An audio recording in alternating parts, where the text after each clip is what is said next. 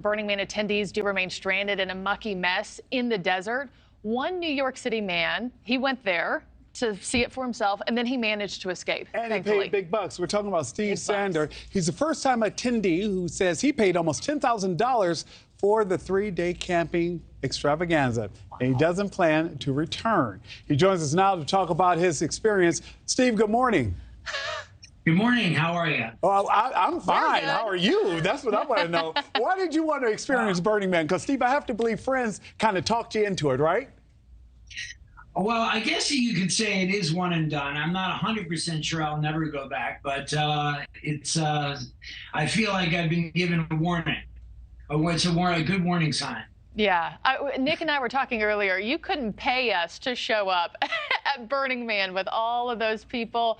When you went there, how long were you there before things took a turn and that rain started falling? And when did you know this is bad? So I arrived on Wednesday night, so I wasn't able to get a sense for the road going in and how long it was. So that was one of my concerns about hiking out, because I really didn't know how far the walk was going to be, because we arrived very late at night on Wednesday night. So I had Wednesday night and Thursday night at the festival with incredible weather, truly.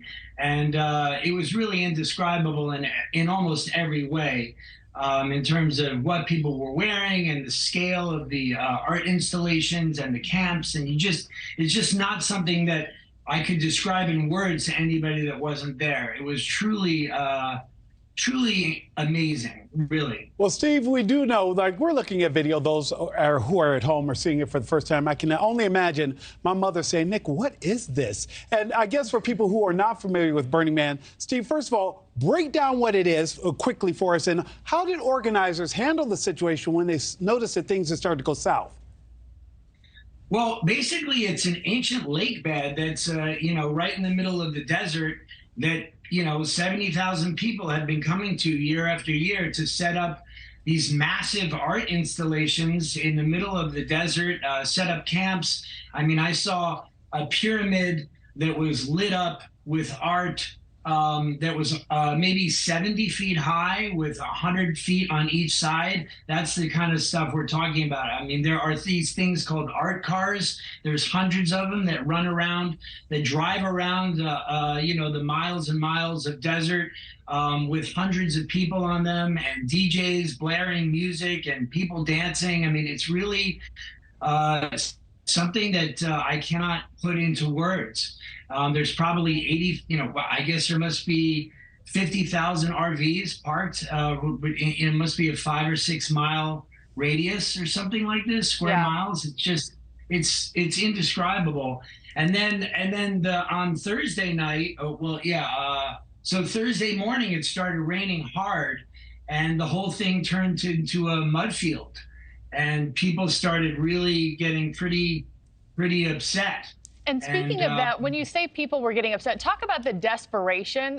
Also, the big question is, how did you finally get out? But the desperation there, because I understand there's no money. It's a whole counterculture event, right? It's like a bartering gifting system. So how desperate were people? It's really just, there's no bartering. People just give things to each other. Food, they help each other out when they need help, and that's basically it.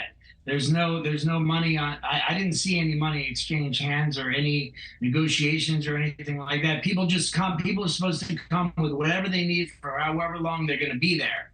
So if they're going to be there till Monday, they should have enough food till today. So how did you finally get out, Steve?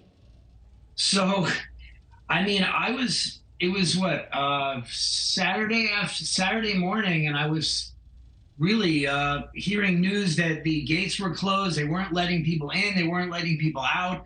It was federal land, and that, if I did try to walk out, they wouldn't let me out. And I was getting concerned that we were going to maybe have to be there until Thursday, 4 days after we were all supposed to leave, because of the weather report said there was more rain coming. And my cell phone wasn't working. Very few cell phones were working. There's very little Wi-Fi service. And so against all the advice of most of the long-term burners that I had spoken to, which had said, do not attempt to walk out of here, just shelter in place, I just decided that I was going to take a chance, pack a small bag, leave the RV, and hike out. Thank you for watching. Go to newsnationnow.com to find NewsNation on your television provider. And don't forget to click the red subscribe button below to get more of NewsNation's fact-driven, unbiased coverage.